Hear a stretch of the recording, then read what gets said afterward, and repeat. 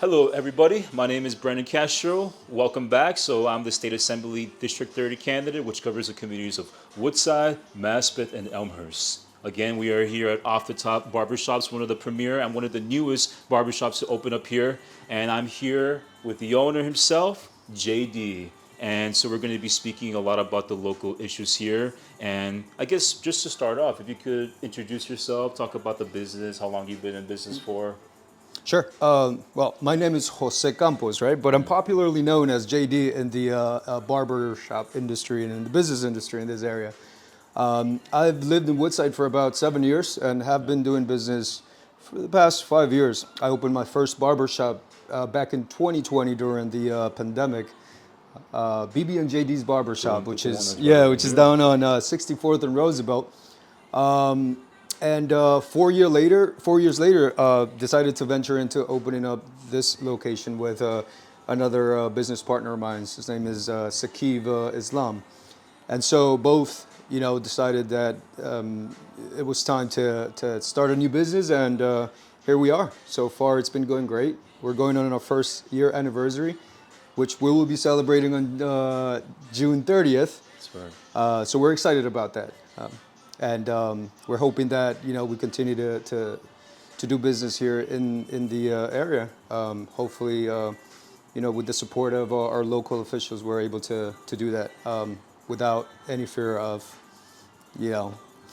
being caught up in any crime scenes or any of that stuff that's happening out on the streets. Because I know that's one of the hot topics out there now. So. Yeah. So you brought up crime. That's like something that's a very hot topic, not only here in Queens, Yes. but the entire city or the entire state. And so, if you could kind of dig into that deeper, kind of explain if you've ever had any issues or anything from your perspective as a business owner. We've had a couple of instances where, in fact, we were victims of crime ourselves. Not just at the first shop we opened, but also here in this location. The first one, you have all these people that walk in with the intent to receive services and not pay for them. Once they get the services done, then they decide that they want to create an issue and leave without paying. So it's happened in the first shop, and it happened here before. The other thing that we saw in this area, specifically in front of this building, was moped thefts. Two of my barbers got their mopeds stolen when we first opened this location, and two of them. Right outside here. Right in front. That's right usually outside. where I have my bike too. Yeah, So, right there. He left the bike out there and came up to the shop. It was, I think, a little bit late at night, like around 10 p.m. When this took place. We went back down. 5-10 minutes later, the bike was gone. So they worked very fast, and in the working groups, we were able to see the cameras and catch the moment when the bike disappeared. But it was gone. It was not worth for us pursuing the bike, because obviously these are guys who are criminals, who are prepared, who are carrying weapons, and a bike isn't worth exposing our life or the life of my guys. So we left the bike alone.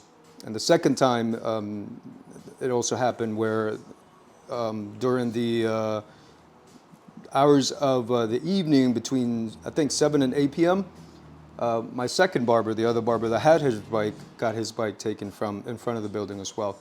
Luckily, he had a GPS and he was able to find it, so he had to go all the way up to Corona to find the bike, bring it back. But it's a little scary. It's a little scary because that shouldn't be the case. We should feel safe operating our businesses with our teams in an area that we've invested in. We trusted that it was going to be safe for us to do business, and it wasn't like this before. Like I said, I've been in Woodside for 7 years, so I've seen the decline in crime, or the increase in crime, comparing to when I first moved into where we're at now. There is a huge influx of immigrants that might have contributed in huge part to the rise in crime. But there's also a lot of disorganization in our area where there's no control of mopeds and prostitution and drugs and just a lot of chaos on the streets, That's right? And so it makes it hard for us to feel safe, and it makes it hard for our clients to walk into our businesses and feel safe. Even here in this business, just recently, about a few weeks ago, we had to, kick someone out. We had to chase someone out out of the business. That's the story that you were Yes, we telling had me this about. conversation the other day. A guy decides that he wants to come up and get services like I explained at the that happened at the other shop. He got a little loud. He got intimidating. He got threatening, and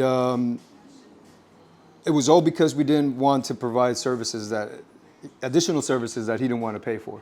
Right? He asked for a discount. We extended a courtesy discount, and even after the courtesy discount, he wanted more services that he wasn't willing to pay. And so we asked him to leave, but he got aggressive, he got defensive, and he got threatening. And so at that point, my clients and my team were my priority. Yeah, of and course. if he came up here to intimidate and threaten my team and my clients, I needed to step in and do something about it. And so we had to chase him out, with a bat. We had to scare him off because, It so works. it It worked. works. Yeah. Hopefully he doesn't return, but these are little things that we're dealing with, we're having to step up and kind of secure our own places because we don't feel that we have the support of our city officials to make those changes that our business owners and small businesses need for us to feel secure and continue to invest in our businesses. Because any little thing that we invest costs a lot of money, and we work from morning till night, and it's not fair for us. Opening up the store, it's like tens of thousands of dollars for someone to just come in here, destroy it with little to no consequences for them. Exactly. So it's a very big deal. And so it was a big deal. So I think in that regard, some changes need to be made in order for us to continue to operate safely. Do you think our police, or maybe not our police, but maybe our elected officials, are doing a good job at ensuring the safety of not only the business owners but the families here? I know a couple of people would tell me that they would call the police, and it would take like an hour long, probably more. And at that point, there's just no point. Like, you just want to save your costs. You want to make sure that the customers are actively coming in, and that you don't got to go through all of the paperwork because they have a lack of funding and a lack of staff. So do you think that's something that will only get worse? Is that something that you think you're gonna continue to deal with? Like, what are your thoughts on that? Look, I think that our police force may have their hands a bit tied with the laws that are in place, and I think the system has to change a little bit. Yeah. It has to change so that they have their freedom to be able to move freely and arrest the criminals and process the criminals the way they need to. Because what I see it's happening is these criminals are not getting, they're not getting locked up. There's no consequence for shoplifting. There's no consequences. If you steal anything below $1,000, you go in, you go right back onto the street. On the street, yeah. And that's just a ridiculous thought. Especially with the sacrifice that you have had to make. It's something I Exactly. was saying before. Even for like a barbershop, but for others, for any of like the businesses, restaurants, Yeah. bars, retail shops, like sure. they would pay again another couple of $1,000s for not only just to start up and function, but to repair their costs. Insurance is not always going to cover it either, and I'm sure that's something that maybe you don't have to worry about, but it's always right on the back of your head. Exactly. It's a little tough. Look, I come from working in retail before opening businesses here in Woodside. I was a retail, general manager for a lot of years before pandemic, and once pandemic hit, then I got laid off, and that's when I decided to kind of do my own thing. But I feel for retail. I feel for it because it's an industry that is struggling to keep, their stores afloat. Brick and mortar is going down the drain. And it's unfortunate to see these beautiful stores, mega stores, closing because they can't keep their doors open, And I've seen officials, officers trying to combat crime. I see them invested in it, but what's the point? What's the point of them? There's good cops, obviously, and there's bad cops, and there's cops that just don't really care. But I know firsthand cops that do a really good job, but their job is just being thrown to the curbside once these criminals go back out onto the street. What's the point? It's a waste of a taxpayer dollar to arrest someone and pay these police officers to go out there and do something, to protect us when the system is positioned for these criminals to go back out into the street. So it's a tough situation with the shoplifting, and it's getting closer to home. Yeah. And that's what worries us. The theft and the lack of safety for us may lead us to rethink, in investing in Woodside. So we need a change. Thank you for everything again. If there's any final words that you would like to wrap up today? I think you covered a lot of the topics and a lot of the local issues that you have also been dealing with.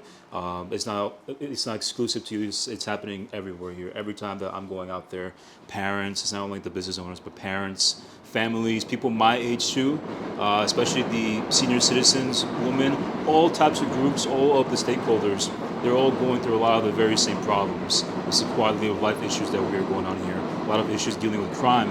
People don't want to be walking out on our streets after a certain time. I think you're closing at 9, right? After 9 o'clock. And Yeah. there's plenty of people that don't want to be outside on our streets at 9 o'clock either. So it creates less of an incentive for them to come back to a lot of the business owners, less of a reason for people to respect our communities and want to actually engage with the rest of our communities here too. Sorry, there's a couple of flies. But yes, so if there's anything that you would like to wrap up today, and if there's any final words that you would like to make, I hope, that's why I have my campaign.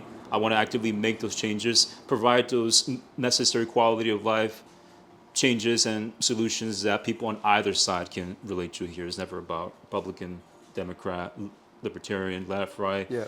center. It's always about the local issues here that I feel everybody has a say in. And so, yeah, if there's any final comments you would like to make, please feel free. No, I mean, I'm excited to see what changes there may come.